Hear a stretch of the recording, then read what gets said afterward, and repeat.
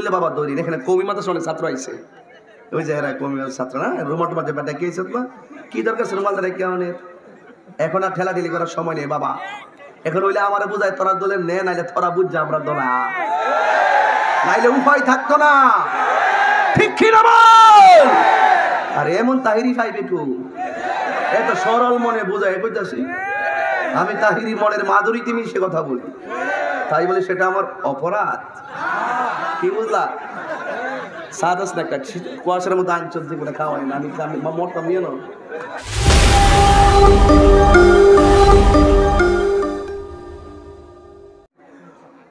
الذي خلق الموت والحياة ليبلوكم أيكم أحسن عملا وهو السميع وهو العزيز الغفور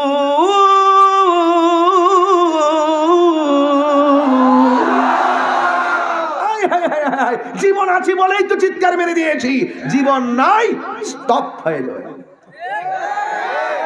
তাহলে জীবন থাকতে আল্লাহকে ডাকতে হবে ঠিক কি না বলেন জীবন থাকতেই নামাজ পড়তে হবে জীবন থাকলেই তোমাকে সৎ কাজের আদেশ দিতে হবে জীবন থাকতেই অসৎ কাজের বাধা দিতে হবে জীবন থাকলেই হকের জন্য লড়তে হবে জীবন থাকলেই নবীর বিরুদ্ধে যারা কথা বলে তাদের বিরুদ্ধে রুখে দাঁড়াতে হবে হাত তুলে বলুন ঠিক কি না বলুন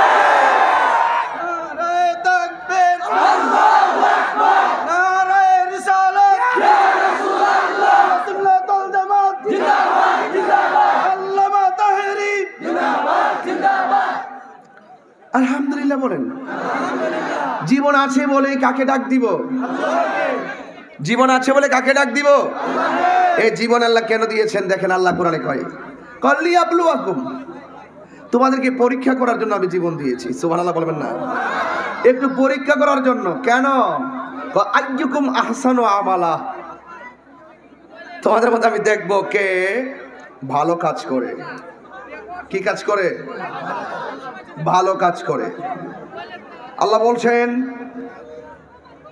তোমাদের মধ্যে যারা কর্ম করো আমি দেখব তোমাদের কাজের মধ্যে কে শ্রেষ্ঠ এই শ্রেষ্ঠত্ব প্রমাণের জন্য এই শ্রেষ্ঠত্বের জন্য আমি তোমাদের মাঝে জীবন এবং মরণ দিয়েছি জীবন থাকলে তুমি মরার আগে হিরো হয়ে যেতে পারো আবার জীবন থেকেই তুমি মরার সময় জিরো হয়ে কবরে যেতে পারো আল্লাহ বলছেন লিয়াবলুয়াকুম আইয়ুকুম আহসানু আমালা তোমাদের জীবন এবং মৃত্যু সৃষ্টি করেছি তোমাদের মৃত্যু এবং জীবন দিয়েছি একটা কারণে আমি দেখব তোমরা কর্মে কে শ্রেষ্ঠ আমি তোমাদেরকে শ্রেষ্ঠ জাতি করে সৃষ্টি করেছি আমরা নিকৃষ্ট জাতি নয় আমরা কি জাতি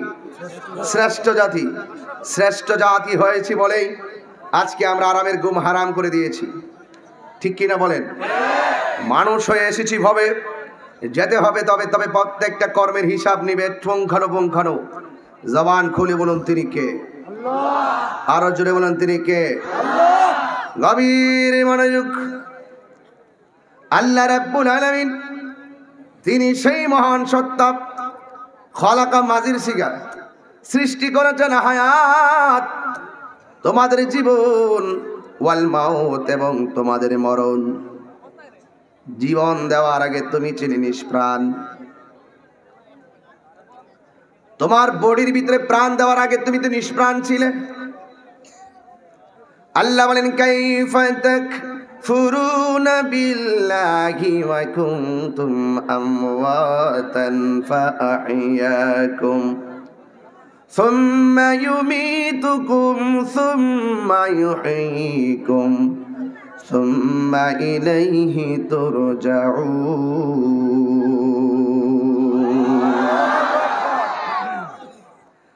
আল্লাহ রাব্বুল আলামিন বলেন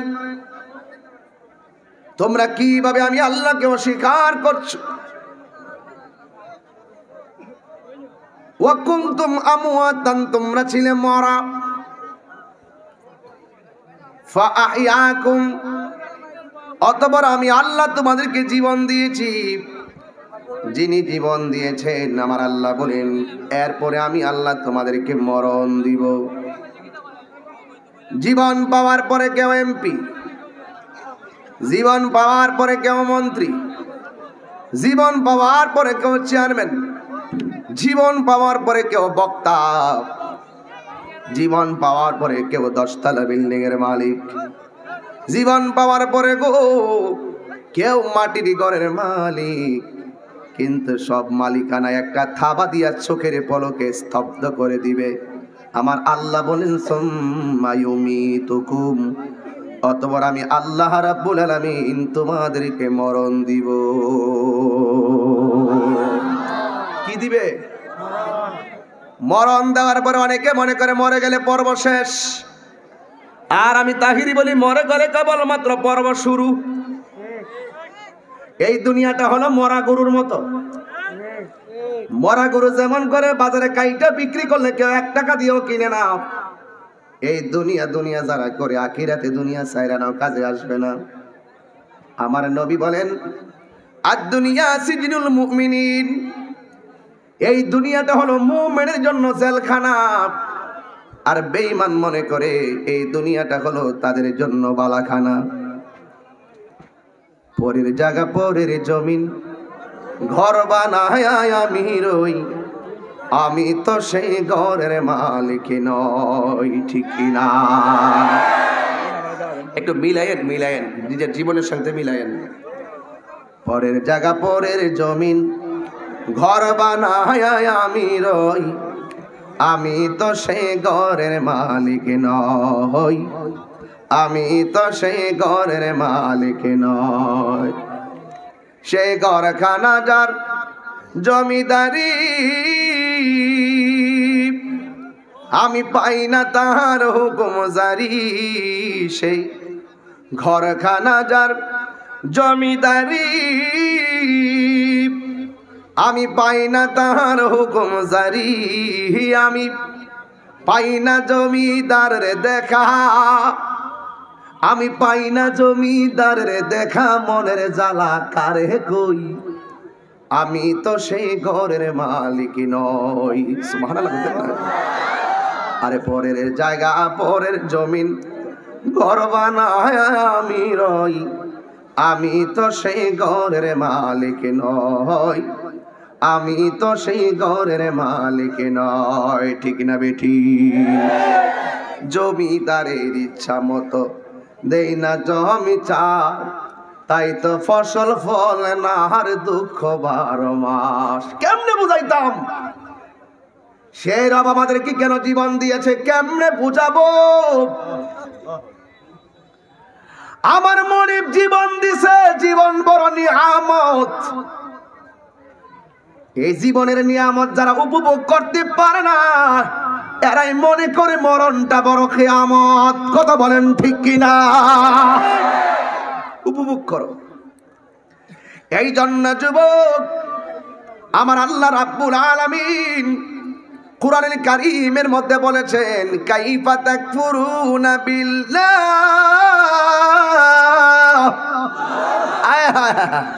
এই কোরআন কেমনে করে কোনায় ফেলা রাখছে কোন তো দেখি।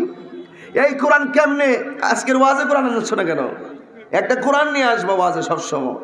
এটা সিস্টেমে যে আমি কোরআন শরীফ মোবাইল থেকে বের করেছি, এক এক ছাপা এক এক রকম, অনেক সময় উল্টা পাল্টা মনে হয়। শুনুন, এই কোরআন এমন কোরআন, যার সিনায় কোরআন থাকে তার সিনা আলোকিত। যেই ঘরে কোরআন আছে সেই ঘরটা আলোকিত। দুঃখজনক হলেও সত্য, এই অনেক ঘরে কোরআনের উপরে ময়লা পড়ে থাকে, কিন্তু ঘরের সুকেস থেকে মাসে মাসে পরিষ্কার করে, কিন্তু কোরআনের ময়লা কেউ পরিষ্কার করে না। করোনা আসবে না তো কি আসবে? ঠিক কিনা বলেন? আজকে এই বাংলাদেশে একটাবার তাকায় দেখেন আমরা কত সৌভাগ্যবান। ভিনদেশীদের যেই রকম করোনার প্রভাবে অবস্থা ভয়াবহ, আমার দেশকে আল্লাহ ভালো রাখার কারণ কি?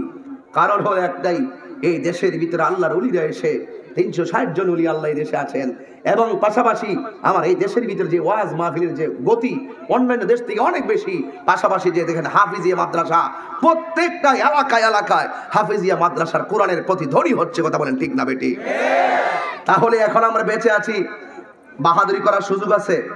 এখন আমরা আল্লাহর কাছে সেজদা দিয়ে পড়ে থাকবো, আল্লাহ তোমার কারণে, ও আল্লাহ তুমি আমাদেরকে বাঁচিয়ে রেখেছো, আমরা সেজদায় পড়ে গেলাম, আর গুনাহ করব আর গুনাহ করব না, আমরা সেজদায় পড়ে যেতে হবে। তাবারাকাল্লাযী বিয়াদিহিল মুলক ওয়া হুয়া আলা কুল্লি শাইইন কাদির। আরে বাবা, এই সব কিছুর অধিপতি, জবানটা খুলে বলুন কে? আল্লাহ। আরো জোরে বলুন না কে? এই ছেলেরা কথা বলবো না, আমি ঘন্টা খানেকের বেশি কথা বলবো না, রাত্র বেশি হয়েছে, যেহেতু আমরা কষ্ট দিব না। তবে যা বলবো কাটায় কাটায় কথা বলবো। কেন আল্লাহ হায়াত এবং মৌত সৃষ্টি করেছেন? সবাই বলুন পরীক্ষার জন্য। সবাই কর না? তাহলে এক কথায় কি উত্তর দিতে পারবেন না? আল্লাহ কেন হায়াত মৌত সৃষ্টি করেছেন? পরীক্ষা। এই হায়াত মৌত যদি না থাকতো, বাপরি মরণ যদি না থাকতো, তাহলে আমরা যে খাইছ, বাপরে বাপ, ফেরাউন্নার যখন এত বছর হইছে, 100 বছর ভার হয়ে গেছে গা, ফেরাউন্নার সর্দি হইছে না, কাশ হইছে না, জ্বর হইছে না, এত বছর হায়াত পাওয়ার পরে ফেরাউন্না নমরুদ দেখো, আরে আমার তো ঠান্ডা হই লাগে না, আমার তো রোগ হইও না, কোমরে কোনো বেদনা নাই, তাইলে আমি আনা রব্বুকুমুল আলা, আমি তো বড় খোদা। নাউজুবিল্লাহ। আগামীকাল সকাল 10টার সময় করুন নাউজুবিল্লাহ, আরো বড় করে কেন নাউজুবিল্লাহ। আল্লাহ কাফি তুগয়ানিহিম ইয়ামাহুন, আমি তোদেরকে কিছু দিমু, দিয়া তোদের অবস্থান একটু বাড়াই দেবো, দেখি কতটুকু সীমা লঙ্ঘন করতে পারস। এই জন্য আল্লাহ জীবন দিয়েছেন। জীবন একটা নিয়ামত। জীবন একটা কি নিয়ামত? কথাই বলে জান সালামত বড় নিয়ামত। একটু পেটে ব্যথা যদি এখন আমার হয়, আমার মুখ দা ওয়াজ আসবে না। একটা ব্যথা যদি দে, আরে বেটা আমরা তো বড় নিমুখ খারাপ হয়ে গেছি। এই এলাকার মধ্যে বিভিন্ন ফ্যাক্টরি অথবা কোনো ধরনের কোম্পানি থাকতে পারে, বিভিন্ন ছেলেদের বিভিন্ন কোম্পানি থাকতে পারে। এই কোম্পানির মধ্যে যেমন দেখো, ইটের ভাটাই বলি না, একটা যেটা আছে সেটাই বলি, যেখানে ইটের ভাটায় যখন কাজ করে 30 দিনের ভিতরে যদি 10 দিন না যায়, মালিক তার 10 দিনের বেতন রেখে দেয় না কেটে দেয়? কথা কনা কেটে দেয় না, রাখা তো দিব ওইদের সময়টা, না না কেটে দেয়, রেখে দেয় না আদর করিয়া। এটা কি করে দেয়? কাইটা দেয়। 10 দিন না গেলে মালিক কাইটা দেয়। কিরে হাজিরা নাই 10 দিন, 10 দিন হাজিরা নাই, 10 দিন হাজিরা নাই, এই জন্য বেতন কাইটা দিছে। আর আমার আল্লাহ 5 ওয়াক্ত নামাজ দিছি, যেটা হাজিরা, এই হাজিরা কেউ 10 দিন দেয় না, কেউ 1 মাস দেয় না, কেউ 1 বছর দেয় না, কেউ 5 বছর দেয় না। আল্লাহ ইচ্ছে করলে তোর গলার মধ্যে একটা মাছের কাঁটা লাগায়া খাওনের রেশন বন্ধ করে দিতে পারে। এরপর আল্লাহ তোরা খাওয়াইতেছে ফাড়া, খাওয়াইছে মতো গরম গামলা বই রাখা। আল্লাহ ইচ্ছা করলে কাঁটা লাগায়া কি করতে পারে? বন্ধ করে দিতে পারে। দুনিয়ার মালিক যখন বেতন কাইটা দেয়, আল্লাহ তো তোমার গলায় কাঁটা লাগায়া গলার ছিদ্রটা বন্ধ কইরা একবার নাইলে 2টা ঠোঁট লাগাই দিত না, কেমন হতো এটা ভালো আছে। এবার ঢুকলো নিলে খাওয়ান, ঠিক আছে। আল্লাহ কয়, আল্লাহ রাব্বুল আলামিন সবসময় মনে রাখবেন, আল্লাহ ছাড় দেয় কিন্তু ছেড়ে দেয় না। কথা বলেন ঠিক না বেঠি? আল্লাহ ছাড় দেয় কিন্তু ছেড়ে দেয়। এই জন্য যুবক ভাইরা আমার, আল্লাহ তোমার খাওয়াইতাছে পড়াইতাছে। আল্লাহ রাব্বুল আলামিন বলেন, আল্লাযী খালাকাল মাউতা ওয়াল হায়াতা লিয়াবলুয়াকুম আইয়ুকুম আহসানু আমালা। আমি আল্লাহ জীবন এবং মৃত্যু সৃষ্টি করেছি, আমি দেখব ওই পরীক্ষা করার জন্য, আমি দেখব তোমাদের মধ্যে কর্মে কে শ্রেষ্ঠ। তার মধ্যে যারা কর্মে ভালো, যারা ভালো মানুষ, যারা নেক কাজ করে, তুমিও মানুষ আমিও মানুষ। এখন আমি নামাজ পড়ে বের হলাম, তুমি বাহিরে বসে বসে তাস খেলতেছো, অথচ 2 জন মানুষ। অথবা আপনি নামাজ কোরআন পড়তেছেন, আমি সামনে বেহুদা কথা বলতেছি, কিন্তু 2 মানুষের মধ্যে পার্থক্য আছে না নাই? এই জন্য আল্লাহ বলেন, ইন্নাল ইনসানা লাফি খুসর নিশ্চয়ই মানুষ ক্ষতিগ্রস্তের মধ্যে রয়েছে। ইল্লাল্লাযীনা আমানু ওয়া আমিলুস সালিহাতি ওয়া তাওয়াসাউ বিল হাক্কি ওয়া তাওয়াসাউ বিস সাবর। আল্লাহ রাব্বুল আলামিন কোরআনে বলেন, আমি আসরের কসম করে বলছি, আল্লাহ বলে আসরের কসম, নিশ্চয়ই মানুষ ক্ষতিগ্রস্তের মধ্যে আছে।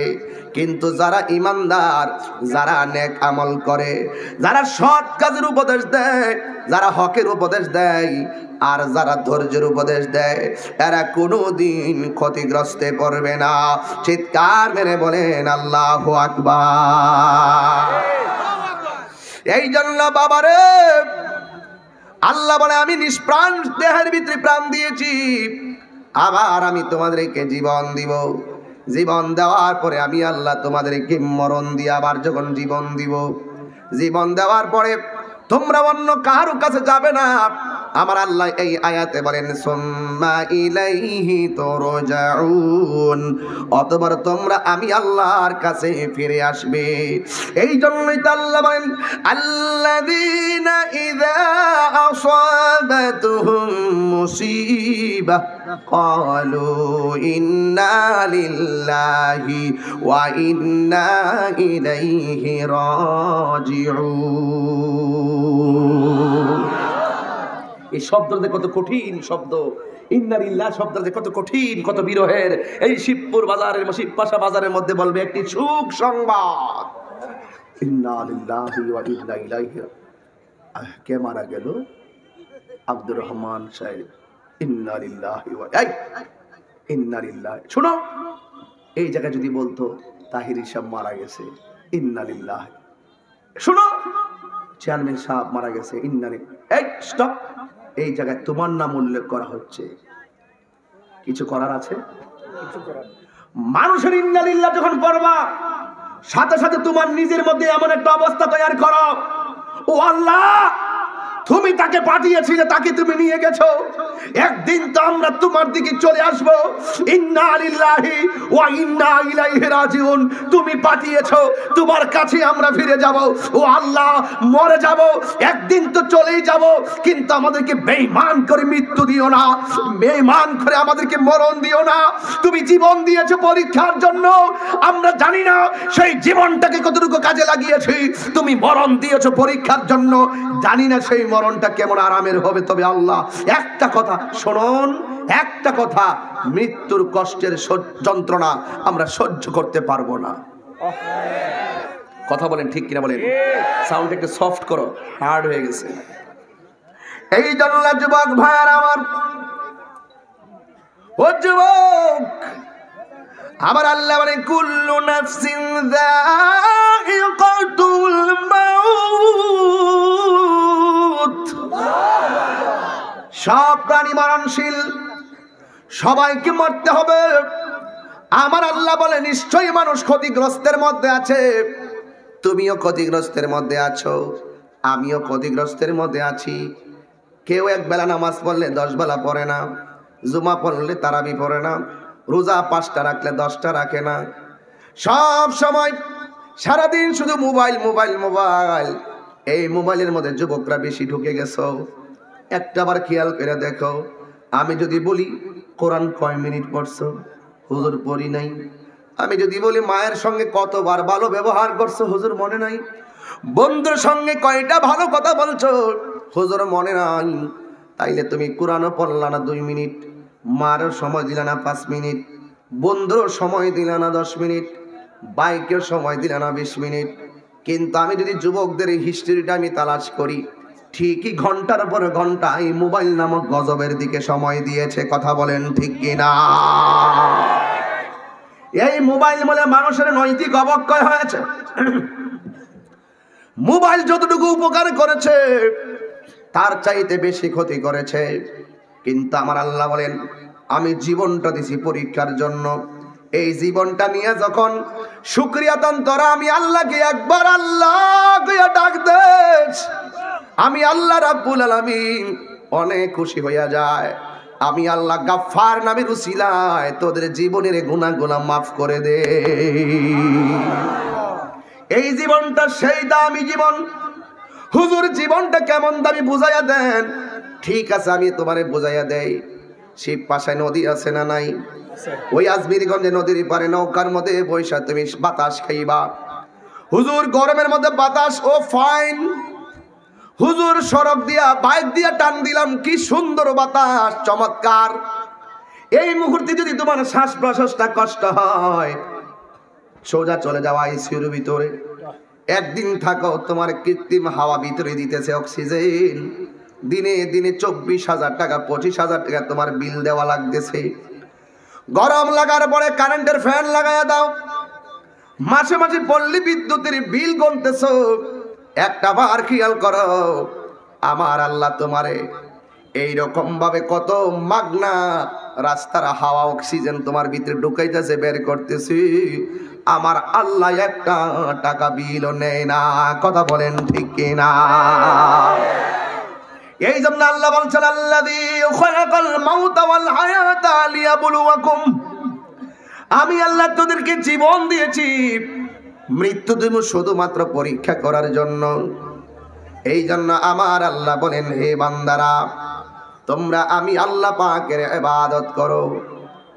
আমি আল্লাহর সঙ্গে কাউকে শরীক করিও না। আল্লাহ সব মাফ করে দিবেন, কিন্তু শিরকের গুনাহ মাফ করবে না।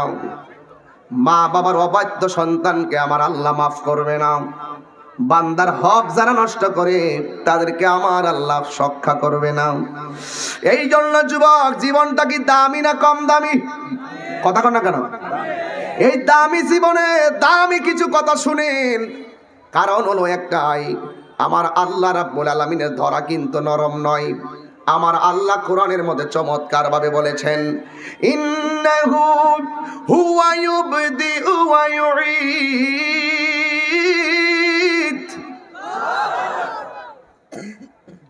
কষ্ট হয় না তো আপনাদের?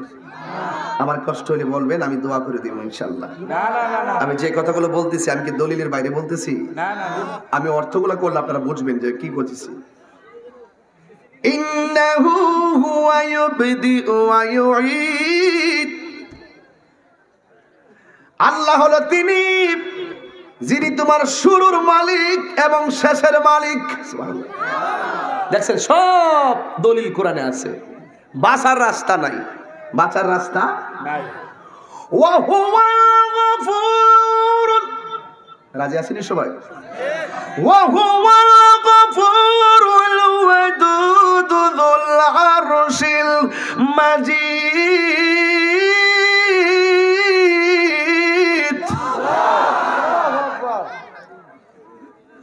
ফাআলুল লিমা ইউরিদ। হাল আতাকা হাদিসুল জুনুদি ফিরআউনা ওয়া সামুদ। ফেরাউন আর সামুদ, যার আদ এবং সামুদের যে অবস্থা হয়েছিল, এই অবস্থায় কিন্তু হবে। কেন? ইন্না বাতশা রাব্বিকা লাশাদীদ। আল্লাহর ধরা অনেক শক্ত। এই জন্য আমার আল্লাহ ধরবে মৃত্যুর মাধ্যমে। তোবা নামক গাছটি আছে, এই এই লাল, এই বেটা, এই তোরা আমার সামনে যে উডস, আমার তো কষ্ট লাগে এগুলা। এত সুন্দর কোরআনের কথা বলতেছি আর নবীর পক্ষে কথা বলতেছি। তোমার যদি বাড়ির থেকে মিস কল দে, বুঝবা এটা একটা শয়তান না নসমনা। তোর যদি বাড়িতে ঘুমাইবার মন চা, মনে করবে তোদের শয়তান মিস কল দিছে। তোরে শয়তানটা লাথি মার, লাথি মার, হারাই দে, লাথি মার।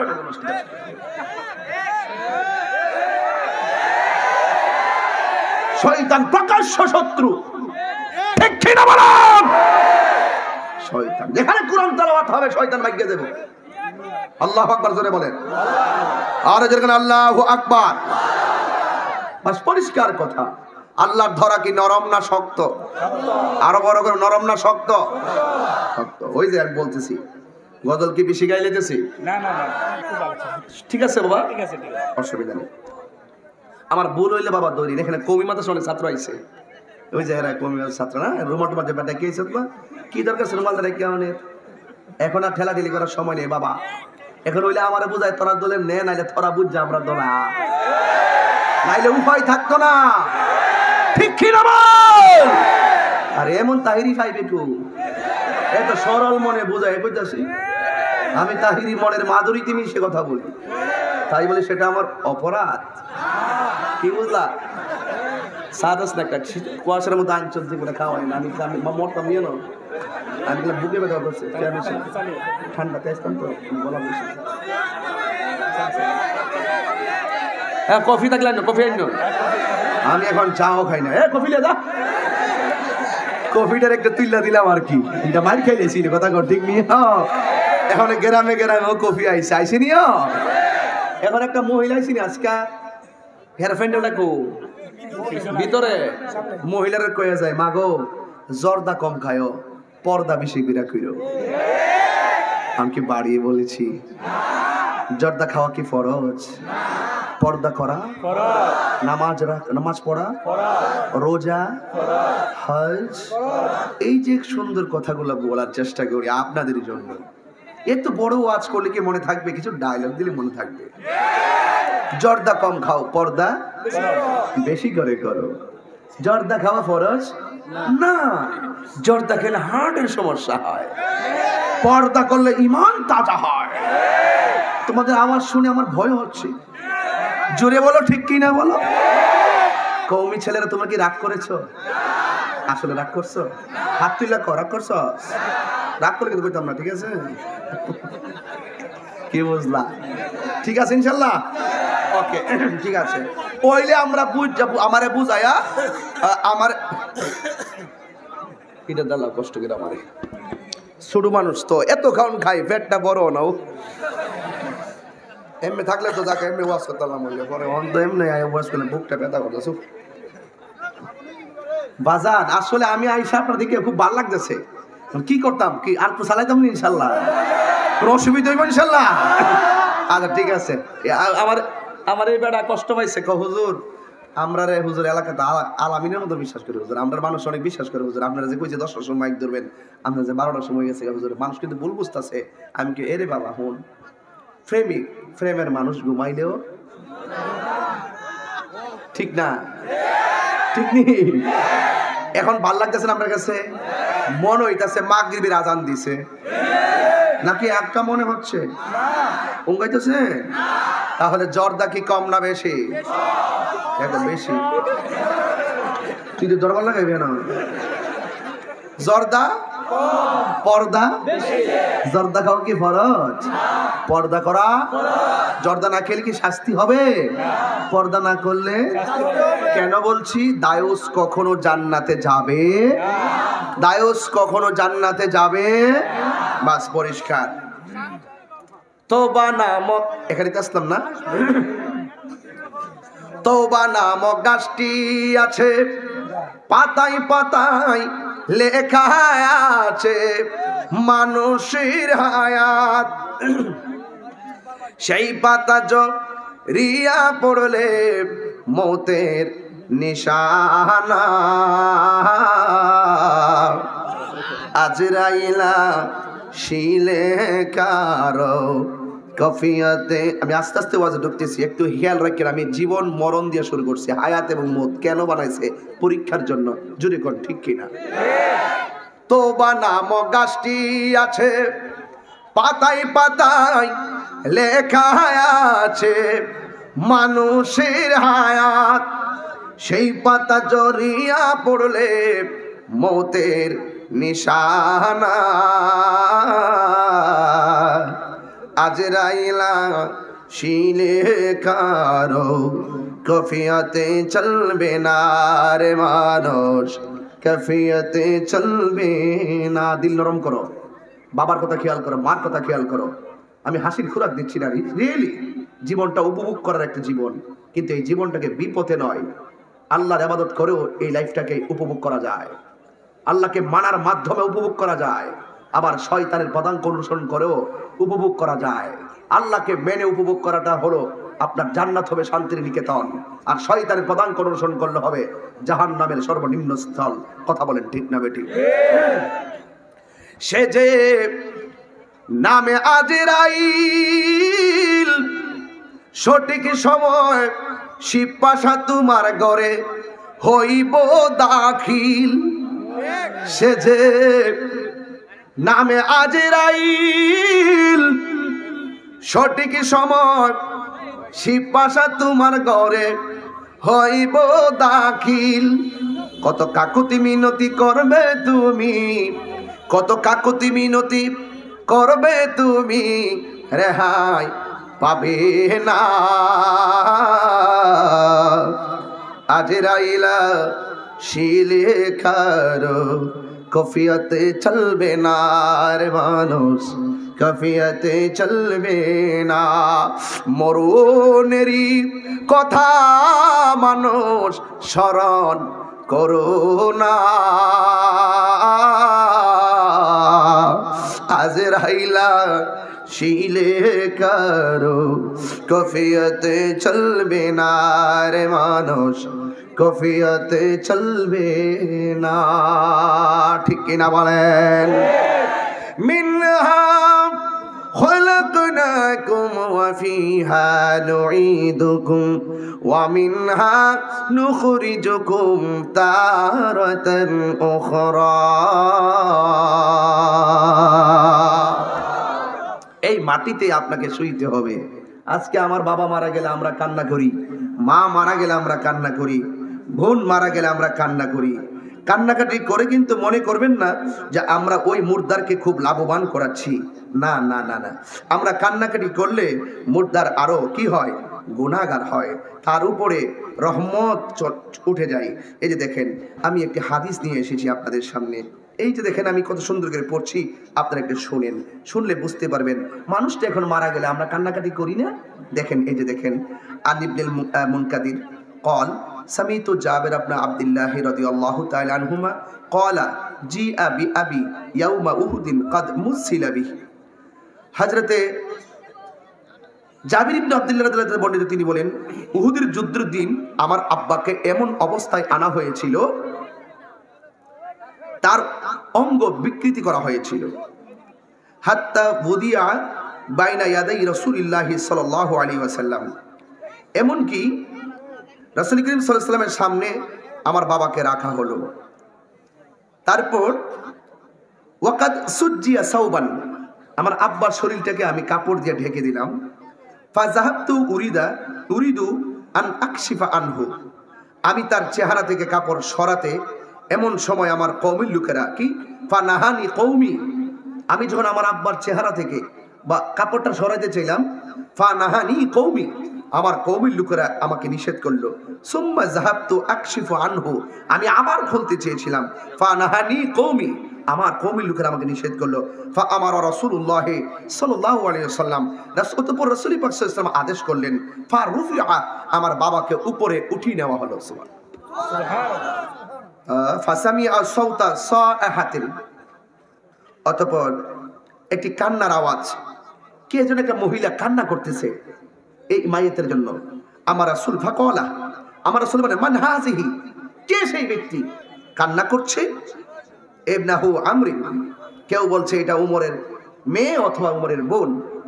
কল, রাসূল বললেন ফালিমা তাবকি, সে কেন কাঁদছে? আও লা তাবকি, যদি সে না কাঁদতো, ফামা জালাতিল মালাইকাতু তুজিল্লুহু, তা ওই সময় ফেরেশতারা তার উপরে ছায়া দিয়েছিল, ঠিক আছে, এবং তাকে উঠিয়ে নেওয়ার আগ পর্যন্ত তাকে ছায়া দিত। কান্না করার কারণে ফেরেশতারা তাকে বাতাস করাটা বন্ধ করে দিয়েছে। তুমি যাকে দেখছো মারা গেছে, সেই লোকটা যদি ইমানদার হয়, তাকে ফেরেশতারা ছায়া দেয়, তারা ফেরেশতারা বাতাস করে।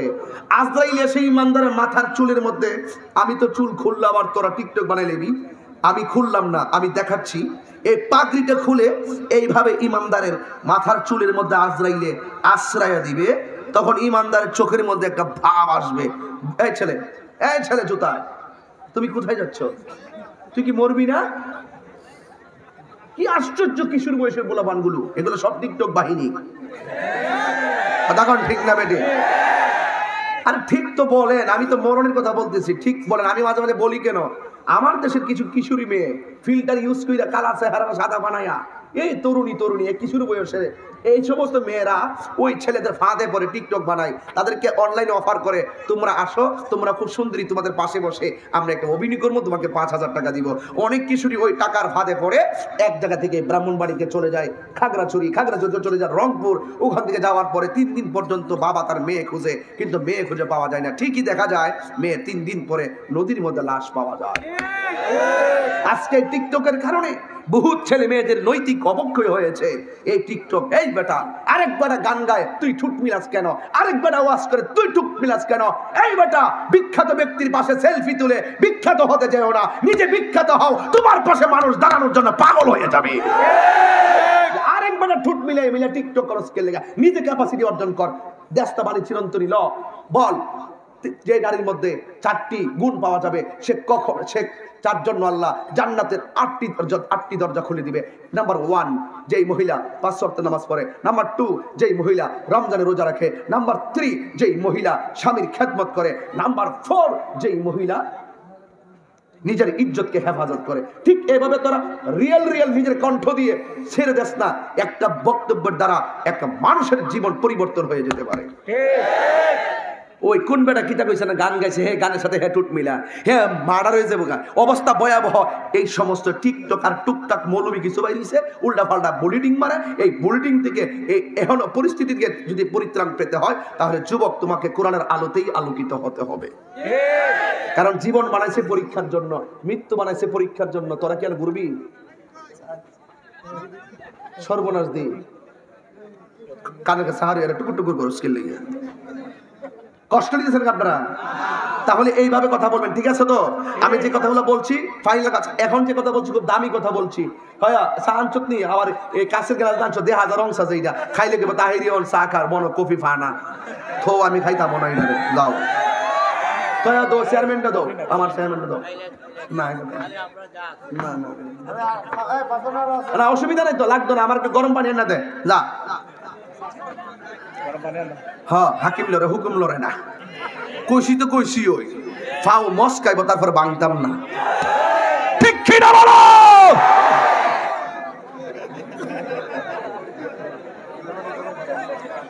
সবাই 2 হাত সোজা করেন। হারিয়ে যাব ভাই, আমি যে এই ওয়াজগুলো করি, একদিন মরে গেলে ইউটিউবে কি আমার ওয়াজগুলো চলতো না? আপনারা কইবেন এ তাহিরি এই ওয়াজ করছে গো এখন কবরে। বাইরে আমার কবরটা কি সুখের হোক আপনারা চান না? আপনাদের সবার কবর যেন সুখের হয়, আমিও চাই। বলেন না বাবা? হারিয়ে যাব একদিন আমি, রব না এ ভুবন চির হলো। হারিয়ে যাব একদিন আমি, রব না এ ভুবন চিরদিন। ক্ষমা করে দিও তোমরা আমার, সবাই ক্ষমা করে দিও তোমরা আমার, ভুল করে থাকি যদি কোনো দিন। হারিয়ে যাব রব নাই ভুবন চিরদিন, বলো হারিয়ে যাব একদিন আমি, রব নাই ভুবন চিরদিন। সুন্দর পৃথিবী ছেড়ে, সবাই বলেন না বাবা, সুন্দর পৃথিবী ছেড়ে চলে যেতে চাই না মন, তবু চলে যেতে হয়। সুন্দর পৃথিবী ছেড়ে চলে যেতে চায় না মন, তবু চলে যেতে হয়। সুখ খাতলাম, সুখের দোচালা ছাউনি দিয়া যত, একটা খেয়াল করেন তো, আমার আব্বা ঘরের মধ্যে মিটারটা লাগাই গেছে, পল্লী বিদ্যুতের মিটারটা ঠিকই আছে, আমরা বিল দিতেছি, আমার বাবা চলে গেছে। কথা কোন ঠিক কিনা? দাদার জমিন দিয়া গেছে, বাবা খাইছে, বাবার পরে আমরা খাইতেছি, কিন্তু জমিনের মালিক চলে গেছে। কথা বলেন ঠিক না বেটি? এই জন্য সুন্দর পৃথিবী ছেড়ে চলে যেতে চায় না মন, তবু চলে যেতে হয়। সবাই তবু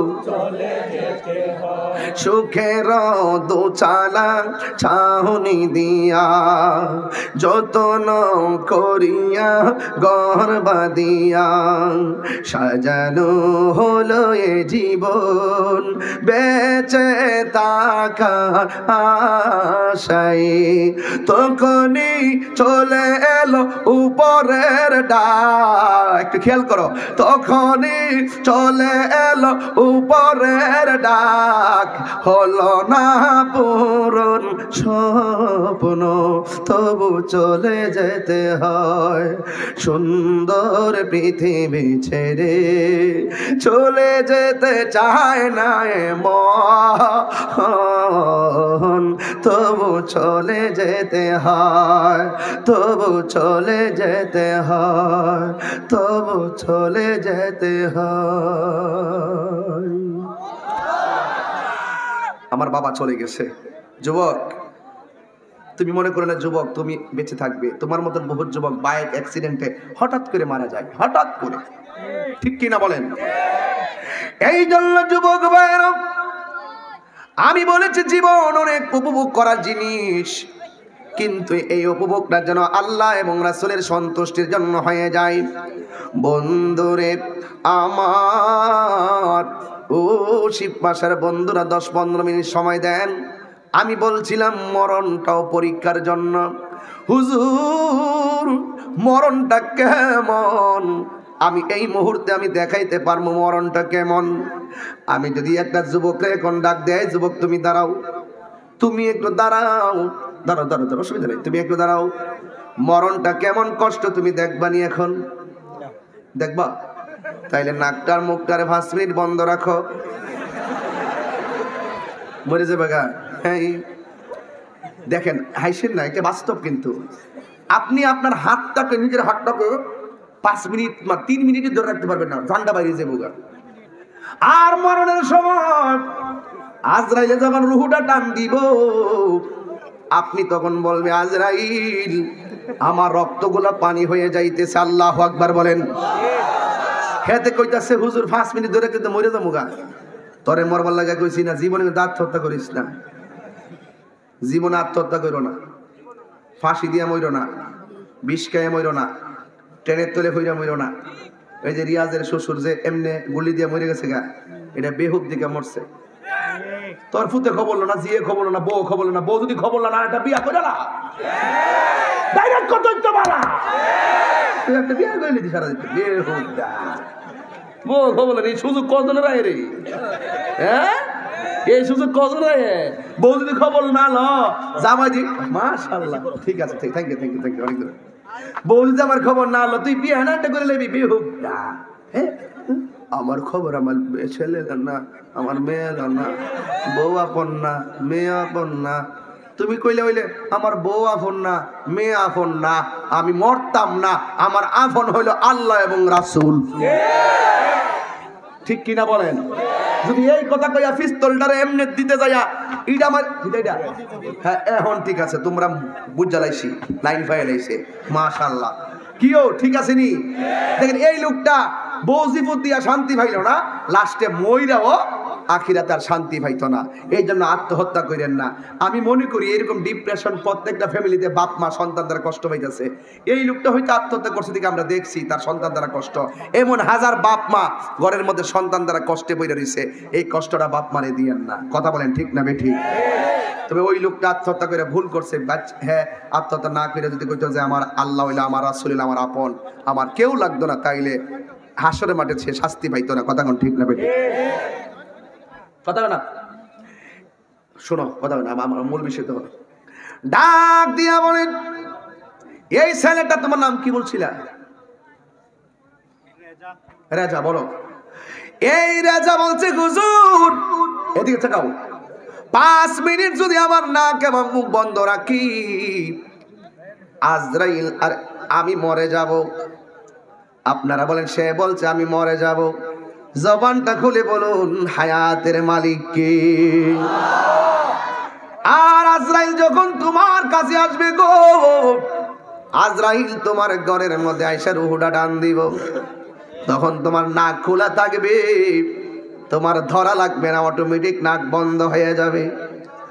মুখ খোলা থাকবে, এই মুখ তোমার বন্ধ করা লাগবে না, মুখ বন্ধ হয়ে যাবে।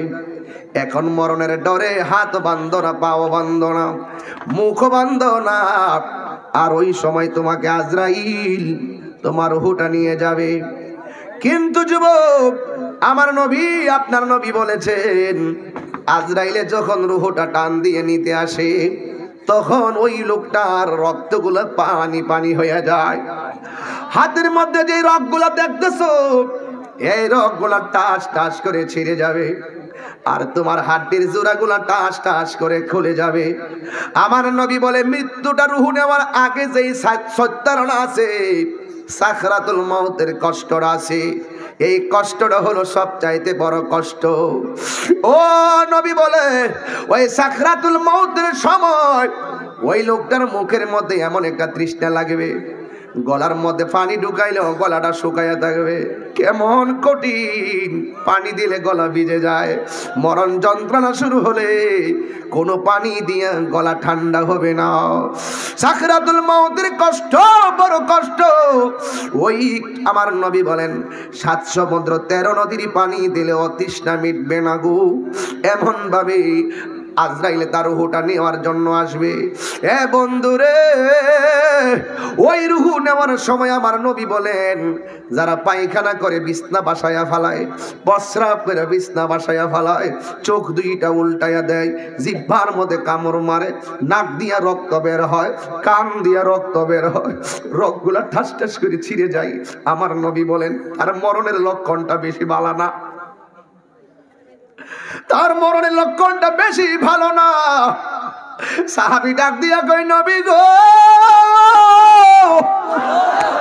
ও মায়ার নবী, তাইলে কোন কোন লক্ষণ ভালো?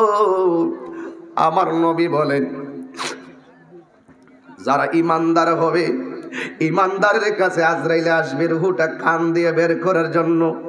কান ডাক দিয়া বলবে, আজরাইল আমার রূহটার কান দিয়া বাইর করো না, কারণ এই কান দিয়া আমার আল্লাহর কোরআন তেলাওয়াত শুনেছি। চোখ দিয়া বের করতে চাইব, চোখে ডাক দিয়া বলবে, এই চোখ দিয়া বের করো না, কারণ এই চোখ দিয়া আয়াতাফাক্কারুনা ফি খালকিস সামাওয়াতি ওয়াল আরদ, এই চোখ দিয়ে আমি আল্লাহর সৃষ্টি জগতের অপরূপ সৃষ্টি দেখে দেখে আমি আল্লাহকে ভালোবেসেছি। মুখ দিয়া বের করতে চাই, জবান ডাক দিয়া বলে, এই মুখ একটা মিনিটের জন্য জিকির থেকে খালি ছিল না, এই মুখ দিয়া রূহটা নিতে আমি দিব না। নাক দিয়া বের করতে চাই, সেই দিকেও বারণ করে, কারণ আজরাইলে ইমানদার সালাম দেয়, ইমানদার যেমনে কয় আজরাইল তেমনেই শুনে রে। ও বন্ধু, ছাত্র জীবনে একটা গান গাইতাম, ওয়াজের বয়সে গায়া যায়, যারে মাটিও খায় না জমেও ছয় না গো প্রেমিক যে জহনা। ও প্রেমিক, তুমি প্রেমিক হয়ে যাও, এই জীবনটা বড় উপভোগের জীবন, এই জীবনটা বড় দামি। যদি আজরাইল তোমার সঙ্গে সালাম মুলাকাত করে, ওই সময় দেখবা দুনিয়ার কিছুই তোমার কাছে ভালো লাগবে না।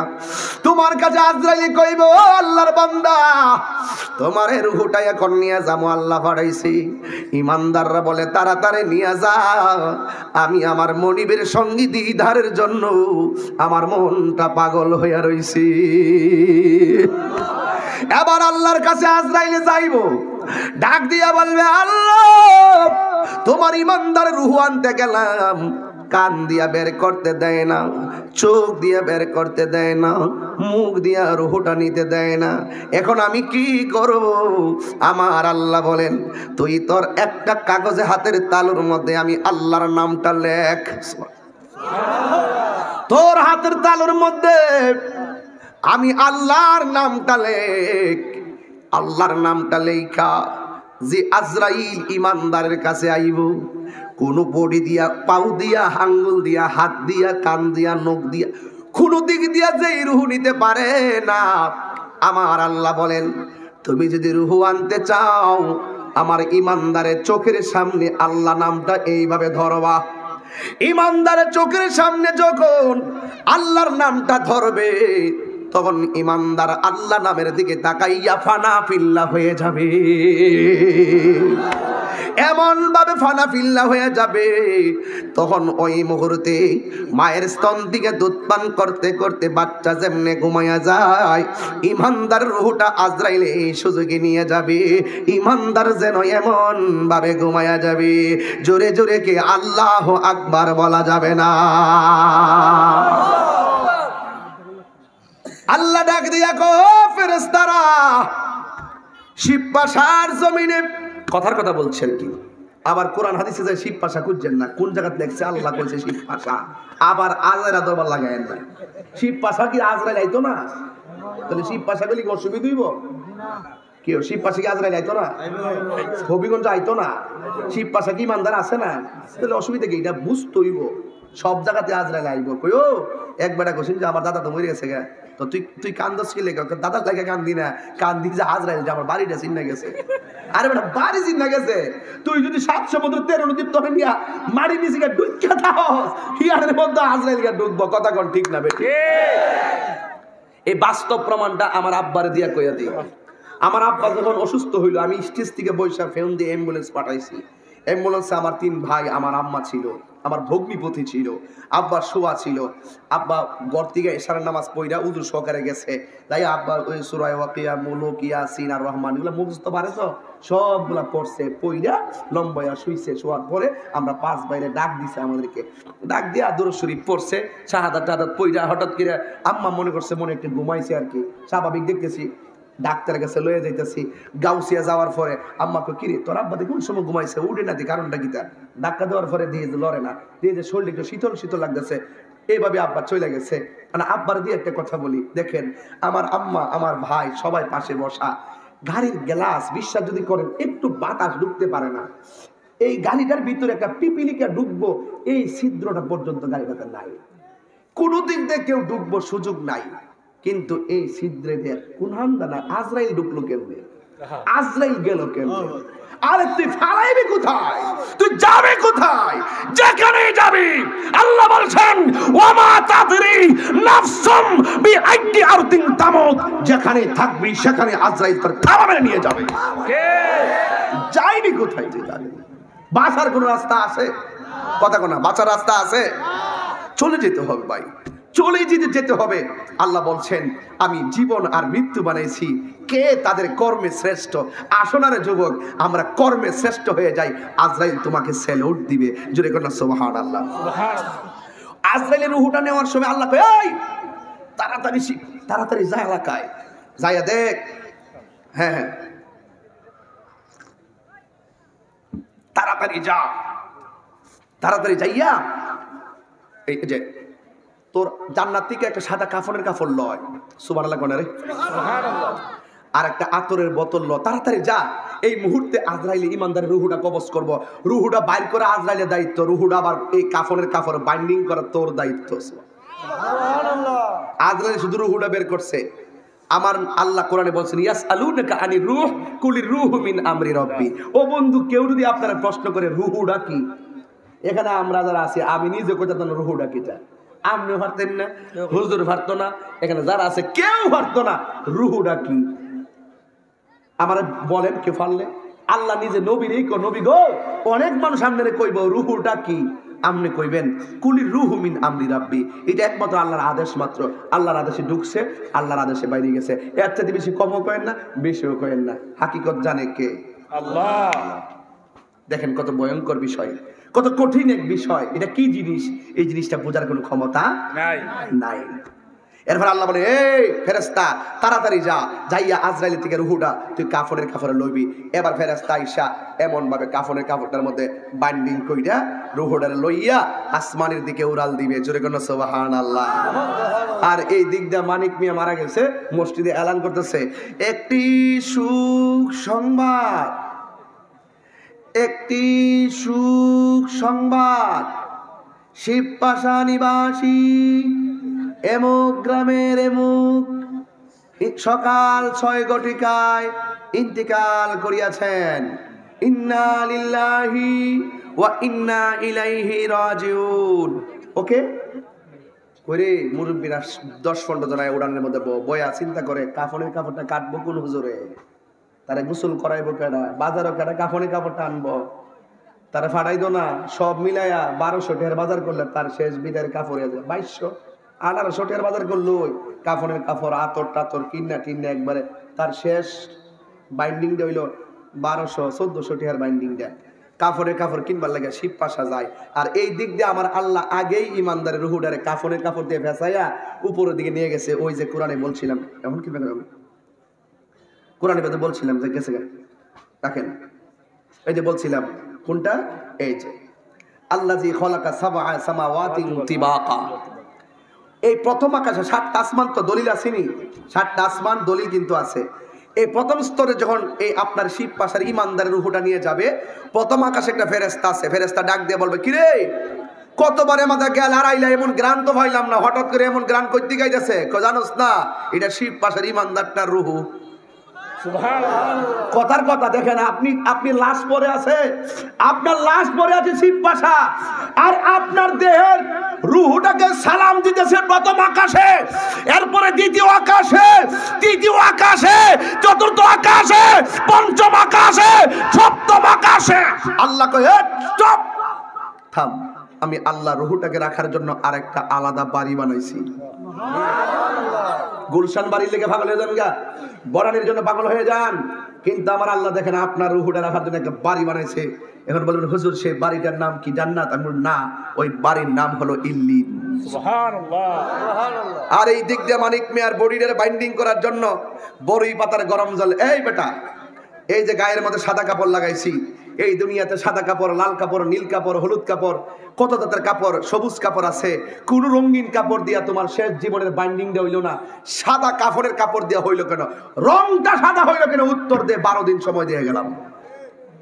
আয় কথা বল আমার সাথে। আমি গভীরে ঢুকি না, এখন শরীয়তের ওয়াজ করি। ওই গভীরে ঢোকার পরে সই হাদিস আসেনি, কোন কিতাব আছে, পাগল হয়ে যাবে সব। বেসিক উত্তর দাও আমার কাছে। লাল নীল সবুজ হলুদ কত কাপড় আছে, কোন কাপড় দিয়ে তোমাকে কাপড়ের কাপড়টা পরাইলো না, সাদা কাপড়টা দিয়ে পরাইলো কেন? উত্তর দাও। আম পাতা, জাম পাতা, লেবু পাতা, কত পাতা আছে, কোন পাতার গরম জলটা তোমাকে করলো না, বড়ি পাতার জল দিয়া কেন তোমার গরম পানিটা করলো? আমার জবাব দাও। ওয়াজ তো তোমরা করো, আমরাও করি। তোমরা মরবে, আমরা তো মরবো। তোমাদের যেই ঘর আমার সেই ঘর হবে। আমাকে জবাব দাও, কেন বড়ই পাতার গরম জল দিয়ে আমাকে গোসলটা দেওয়া হবে? কি আম পাতা কি দোষ করছে, জাম পাতা কি দোষ করছে? দাও, আমাকে খবর দাও। পারবে না দিতে, 22 দিন দিয়ে গেলাম, পারবে না। সাবধান, বুঝার জন্য চেষ্টা করবেন, হাকিকতে ডুব দিবেন, দেখবেন সব পরিষ্কার হয়ে যাবে। এই জন্য বলছে তুমি আগে নিজেকে চিনো, নিজেকে চিনলে তুমি আমার আল্লাহকে চিনবে। জোরে বলো সুবহানাল্লাহ। এই ছেলে তুই সামনে হাঁটতেছিস কেন? তোর তো আমার ওয়াজ করতে দিবি না আজকে, আমি যা বুঝতেছি। পোলা পান্ডে অস্থির হয়ে গেছে, বিষয় দিচ্ছেন। আমি কিন্তু দলিল ছাড়া কথা বলতেছি না বাবা, আমার আবার আপনারা মন্দ করেন না।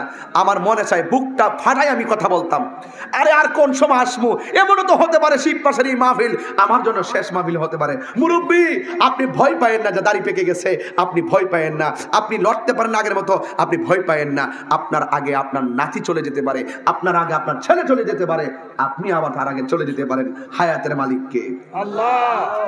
এবার আল্লাহ একটা বাড়ি বানাবে, ওই বাড়ির নাম হলো ইল্লিন।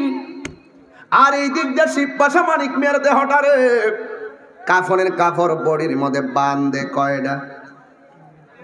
কথা বলে। পুরুষের জন্য কাপড় কয়টা? 3টা। আর মহিলার জন্য? পুরুষ হোক আর মহিলা হোক মাথার মধ্যে একটা বাঁধ দেয়নি, পায়ের মধ্যে দেয়নি, বুকের মধ্যে দেয়নি। ওই সময় রুহুটা কি কো জানেননি? রুহুটা ডাক দিয়ে বলে, আম্মা জীবনে তো আমার বুকের মধ্যে এমন ভাবে বান দিয়া হাড্ডি গোলারে কেউ ভাঙ্গে নাই। তুমি যে আমার বুকের মধ্যে বান দিছ, আমার বুকের হাড্ডি গোলা ভাঙ্গা যেন তস নস হয়ে যাচ্ছে। জীবনে কোনোদিন আমার মুখের মধ্যে কাপড় দিয়ে কেউ চাপটা ধরে নাই। তুমি যে আমার মাথার মধ্যে বাইন্ডিংটা করছো, একটু কি মায়া লাগে না? এমন ভাবে তুমি কান্নাকাটি করবা কেউ তোমার কান্নার আওয়াজ শুনবে না। তোমার উপরে যখন গরম পানিটা ঢাইলা দিব তখন বলবা মাগো জীবনে কত পানি গায়ের মধ্যে ডাললাম, এত গরম পানি কেমনে সহ্য করব। ঘরের মানুষটিকে মনে করতেছে পানিটা বেশি গরম না, কিন্তু রুহুটার কষ্ট কিন্তু কেউ আওয়াজটা শুনে না। যখন খাটে শোয়া দেয় ওই রুহুটা ডাক দিয়া কয় জীবনে কোনোদিন বিছনা ছাড়া কোনো খাটের মধ্যে শুই নাই, কেমনে তোমরা বিছানা ছাড়া আমার শোয়া দিলা গো মা। এমন ভাবে রুহু কাঁদবো, কবরস্থানে নেওয়ার পরই এমন ভাবে বিলাপ করব। আর ইমানদার হলে ইমানদারের বাইন্ডিংটা করার সময় ঘরের মধ্যে কইব তাড়াতাড়ি গোসল করা, জানাজার মাঠে গেলে কইব তাড়াতাড়ি লইয়া যা, জানাজার কবরস্থানে নিলে কইব তাড়াতাড়ি নামায়া তোরা চইলা যা। এই দুনিয়ার কেউ আপন না, আমি আমার মহান মনিবের মিলনের জন্য আমার মনটা কাঁদতেছি। ইমানদাররা শিবপাশা জমিনে শোয়া দিব। হাদিস শরীফের মধ্যে এসেছে আপনজনরা তারা দাফন কইরা যখন বিদায় নেয় তখন ইমানদার কবর থেকে তাদের পায়ের আওয়াজ শুনে। আর ভিতরে রুহুটা আমার আল্লাহ ডাক দিয়া বলবে ফেরেশতা আমার ইমানদাররে কবরে নামায়া দিবে, এই কবরের মধ্যে আপন কেউ হবে না রে। ও ফেরেশতা আমার বান্দার কবরে ইন্টারভিউ হবে, ফেরেশতা আসার আগে তুই তার ভিতরে রুহুটা দিয়া দে। এবার রুহুটা না শিবপাশা বান্দার কবরে দিয়ে দেওয়া হবে। একটা আবার চিন্তা করেন, দুনিয়ায় থাকা অবস্থায় রুহুটা থাকা অবস্থায় কত বন্ধু বান্ধবের সঙ্গে কথা বললাম, কিন্তু কবরে যাওয়ার পরে রুহুটা দেওয়ার পরে যখন জীবনটা আমাকে তাকাও এইভাবে আমি শুয়ে থাকবো কাপড়ের কাপড় বাইন্ডিং ধরে, যেই মাত্র আমার রুহুটা দিব আমি এমনি তাকামো কবরের ভিতরে, হঠাৎ করে শুনবো কবরের উপর দিয়ে একটা আওয়াজ হইতেছে, কে যেন আমার কবরে ঢুকতেছে। হঠাৎ করে কবরটা ফাঁক করলো, ফাঁক করে কয় আসসালামু আলাইকুম ওয়া রাহমাতুল্লাহ। এমন ভাবে তারা সালাম দিব। আয়েশা দুইটা ফেরেশতা কবরের মধ্যে নামবো ভালো মানুষের বন্ধুর মতন নাইমা শুয়া দিক্কা এই লোকটারা এমন ভাবে শুয়া থাকবো। এবার ইমানদার এইভাবে শুয়াই থেকে এমনি বসাইবো, বসাইয়া মুখের কাপড়টা সরাইয়া ওই মুনকার নকির তিনটা প্রশ্ন করব। ইমানদার হাসতে হাসতে তিনটা প্রশ্নের উত্তর দিয়া দিবে। তখন ফেরেশতারা একটা রাস্তা দেখাইব, ওই দিকে তোমরা তাকাও। ইমানদার ওই দিকে তাকায়া দেখবে জাহান্নামের আগুন দাউ দাউ করে জ্বলতেছে, জাহান্নামের আগুন দাউ দাউ করে জ্বলতেছে। ইমানদার বিচলিত হয়ে যাবে, কেন এত আগুন কেন দেখা যায়? তখন মুনকার নাকির বলবে তুমি যদি আজকে তিনটা প্রশ্নের উত্তর দিতে না পারতা ওই জাহান্নামের আগুন হয়তো তোমার ঠিকানা। আজকে তুমি উত্তর দিয়েছো, দেখো আমার আল্লাহ কি করে। আল্লাহ ডাক দিয়া কয় ফেরেশতারা তাড়াতাড়ি আমার বন্ধুর কবরে যা। কেমনে সাদা একটা কাফন দিয়া পানি মাটির মধ্যে পইরা থাকবে, আর যা যা জান্নাত দিকে গালিচা লইয়া যা, আমার প্রেমিকের নিচে নিয়ে গালিচা গোলা বিছাইয়া দে। আমার প্রেমিক যেন আরামে এখানে কিয়ামত পর্যন্ত ঘুমাইয়া যেতে পারি। এই জন্য ইমানদার ওই বিছানার মধ্যে এদিকে তাকায় এইভাবে শুইয়া থাকবে। আপনি 1.5 কোটি টাকা দিয়ে একটা খাট আনলে কি শোয়ার পরে ঘুমাইসা পড়বো? কথা কন না কেন? গইরে গইরে ঘুমাইবো, একটু গইরে এবার ডাইনিটা দিবা, বাম করতে দিবা, উহু দিবা, জিত দিবা। ইমানদার এইভাবে বিছানার মধ্যে শুইব। যেই মাত্র শুইব ইমানদার তখন এইভাবে ডান কাত হইব। আরাম কি ও জান্নাতের বিছানা? ইমানদার এমনি করব, গইরা দেখবে নূরের আলো এমন ভাবে লাইট দিতেছে। ইমানদার জিগাইব তুমি কে? আমার কবরের ভিতরে আলো দিতেছো। ডাক দিয়া বলে আমারে তুমি চিনো না, আমি হইলাম তোমার দুনিয়ার নেক আমল। আরো বড় করে কথা সুবহানাল্লাহ বলবো। ইমানদার আবার বাম কাত হবে। বাম কাত হওয়ার পরে গো ইমানদার দেখবে আর একটা নূরের আলো এমন ভাবে তারে আলো দিতেছে। তখন বলবে তুমি কে? ওই আলোটার বিচিত্র উত্তর দিবে কি জানেননি? ওই আলো ডাক দিয়া বলবে আমি দুনিয়ার চাঁদের আলো না, আমি সূর্যের আলো নয়, আমাকে আমার আল্লাহ আলো বানাইয়া পাঠাইছে, এটা তোমার কর্মের প্রতিদান। কই কি আবার? কই আমার চিনো না? আমি হইলাম তুমি দুনিয়ায় যে কোরআন তেলাওয়াত করেছো, এই কোরআন তেলাওয়াতকে আলো বানাইয়া আমার তোমাকে তোমার কবরে পাঠিয়ে দিয়েছে। এই জন্য আমার মা তোমার স্বামীর বাড়িতে আইসাই মনে করছো এটাই তোমার আসল বাড়ি। না গো না, তোমার পেটের দিকে সন্তান বের হয়েছি আমরা। এই হাজার মানুষ আমার সামনে, 15-20 হাজার মানুষ, রাত্রতে 1টা বেজে গেছে, আমি টের পাইছি না। 1.5 ঘন্টা হয়ে গেল স্টেজে বসলাম।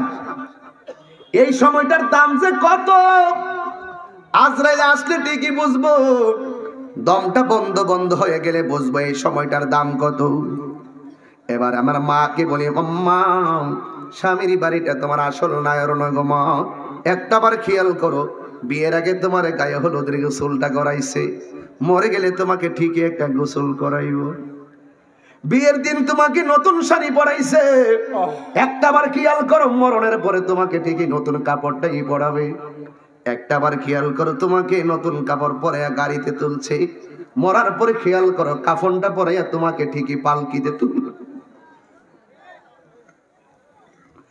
মসজিদের ওই পালকি খানা আসবে সবার কাছে সবার জানা, বড়ই পাতার গরম জলে, বড়ই পাতার গরম জলে শেষ গোসল দিবে সবজনা, গোসল শেষে সাদা কাফনে চির বিদায় দিবে সবজনা। ঠিক নি? ও আম্মা, 4 চাক্কার গাড়ি বলো নৌকা বলো, তোমারও কিন্তু পালকিতে তুললে তোমার স্বামীর বাড়িতে আনলো, ঠিকই দেখো মরণের পরে তোমার বিয়ের সময় পালকি দিয়ে আনার সময় তোমার সঙ্গে যাত্রী ছিল, বরযাত্রী, তোমার বরের যাত্রী ছিল। তুমিও তাকাইয়া দেখো, তোমাকে ওই মরণের খাটের মধ্যে তুললে তোমাকে জানাজার মাঠের যাত্রীগুলো তোমার একটা বাড়িতে নিয়ে যাবে, যেমন ভাবে তোমার অপরিচিত তোমার স্বামীর বাড়িতে নিয়ে আসলো। কিন্তু পার্থক্য হলো একটাই, তোমার স্বামীর বাড়ি থেকে আরেক বাড়ি যেতে হবে, কিন্তু মরে যাওয়ার পরে যেই বাড়িতে তোমাকে যাত্রীগুলো নিয়ে যাবে সেই ঘর থেকে আর কখনো ফিরে আসবে না গো মা। বর বাড়িতে যাওয়ার পরে যেমন তোমার ছোট্ট একটা রুমের মধ্যে ঢুকাইয়া দেব বাসর ঘর, ঠিক একবার খেয়াল করে দেখো মরণের ঘাটের ওই জানাজার মানুষগুলো তোমার ছোট্ট একটা ঘরে ঢুকাইয়া দিছে। এই ঘরটা বড় দুঃখের, এই ঘরটা বড় সুখের। আমার নবী বলে, বেনামাজি হইয়া কবর গেলে 3টা শাস্তি বড় ভয়ঙ্কর। 1 নম্বর শাস্তি হলো কবরটা সংকীর্ণ হয়ে যাবে। এ যুবক, তোর পায়ে দেয়, তোর পাগল আছেন আমার কাছে, তোর পায়ে ধরে কইছে একটা কথা, তোর নামাজ পড়তে নিষেধ করছে কে? তুমি জানো নামাজ কি জিনিস? এই মেরাজের মাস থেকে নিয়ত করো 5 ওয়াক্ত নামাজ পড়বা। আমার নবী বলে, বেনামাজি হইয়া কবরে গেলে গো ওই কবরটার মধ্যে 3টা শাস্তি। 1 নম্বর কবরটারে আমার আল্লাহ সংকীর্ণ করে দিবে। এই আমার দিকে তাকায় দেখেন টিস্যুটা কত দৈর্ঘ্য প্রস্থ সমান। আমি হাতের মধ্যে নিলাম, একটু চাপা দেওয়ার পরে টিস্যুটা বলে গেছে, ছোট হইয়া গেছে। বেনামাজি হইয়া কবরে গেলে গো ওই কবরের মাটিটা কেমন সংকীর্ণ হবে শুননা যান। ডান পাশের মাটিগুলো তোমারে এমন একটা চাপা মারবো, বাম পাশের মাটিগুলো তোমারে এমন জোরে চাপা মারবো। আমার নবী বলে, ডান পাশের হাড্ডিগুলি বাম পাশের হাড্ডির ভিতরে ঢুকে যাবে। ও যুবক, বুক ফাটে মুখ ফাটে না, মনটা চাই মাটির মধ্যে গইরে গইরে কান্দি।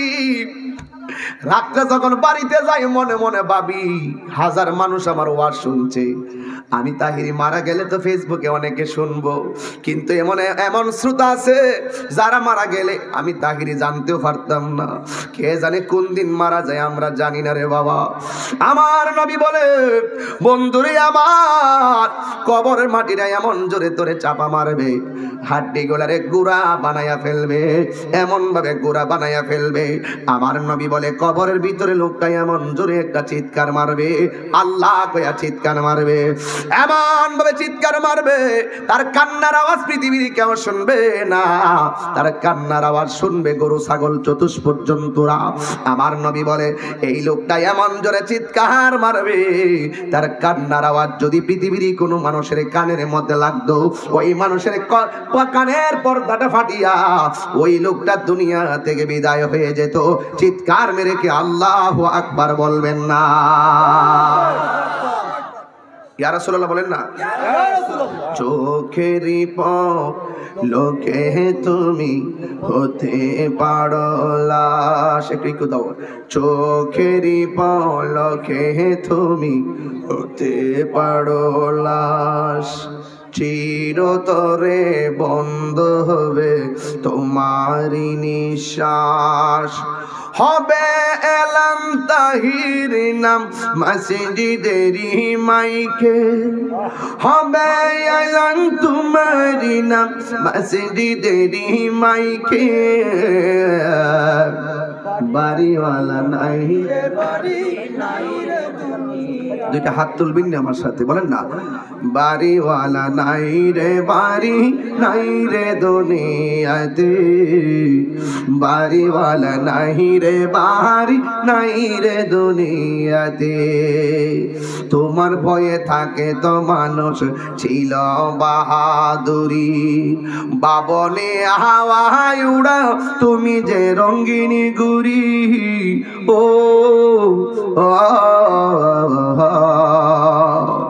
সতয় টান দিল মালি,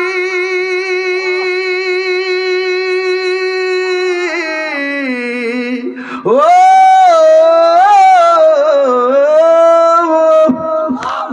আর শুধুই টান দিলে মালিক, শুধুই টান দিলে মালিক পারবে না তাকিতে, বাড়িওয়ালা নাই রে বাড়ি নাই রে।